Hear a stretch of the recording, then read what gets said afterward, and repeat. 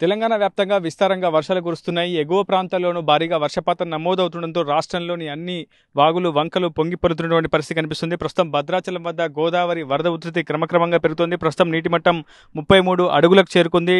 నిన్న నుంచి చాలా పెద్ద ఎత్తున వరద వచ్చి చేరుతుండటంతో అకస్మాత్తుగా వరద అంతకంతకు పెరుగుతున్నటువంటి పరిస్థితి కనిపిస్తుంది. ఈ రోజు రాత్రి లేదంటే రేపు ఉదయం కల్లా మొదటి ప్రమాద హెచ్చరిక స్థాయి 43 అడుగులకు భద్రాచలం వద్ద గోదావరి నీటి మట్టం పెరిగే అవకాశం ఉందని ఇప్పటికే కేంద్ర జలసంఘం అధికారులు కూడా అంచనా వేశారు. క్షేత్రస్థాయి సిబ్బంది కూడా ఎప్పటికప్పుడు అప్రమత్తం చేస్తూ సమాచారాన్ని కూడా చేరవేస్తున్నటువంటి పరిస్థితి. మరోవైపు భద్రాద్రి కొత్తగూడెం జిల్లా కలెక్టర్ జతీష్ తో పాటు superintendent of police Rohit Raj ఇప్పటికే క్షేత్రస్థాయిలో పర్యటిస్తూ పూర్తి స్థాయిలో అప్రమత్తంగా ఉండాలని క్షేత్రస్థాయి సిబ్బందికి కూడా ఆదేశాలు జారీ చేశారు. పోలీసులు, రెవెన్యూ, మున్సిపల్ శాఖ సిబ్బంది ఎప్పటికప్పుడు అందుబాటులో ఉండి పూర్తి స్థాయిలో లోతట్టు తీర ప్రాంతాల వద్ద అప్రమత్తంగా ఉండాల్సినటువంటి అంశాలపై పూర్తి స్థాయిలో పరిశీలన చేయాలని కూడా ఆదేశించారు. ప్రస్తుతం నదీ తీర ప్రాంతాలకు కావచ్చు, వాగులు, వంకల వద్దకు ఎవరు కూడా సందర్శకులు కానీ వీక్షకులు కానీ రాకూడదని, సెల్ఫీల పేరిట పూర్తి స్థాయిలో లోతట్టు ప్రాంతాల్లోకి వెళ్తే ప్రమాదాల బారిన పడే అవకాశం ఉందని ఇప్పటికే పోలీసులు కూడా సూచనలు జారీ చేస్తున్నారు. భద్రాచలం కరకట్టపైకి ఎవరిని వెళ్లకుండా బ్యారికేడ్లు కూడా ఏర్పాటు చేశారు. పోలీసులు సందర్శకులు, వీక్షకులను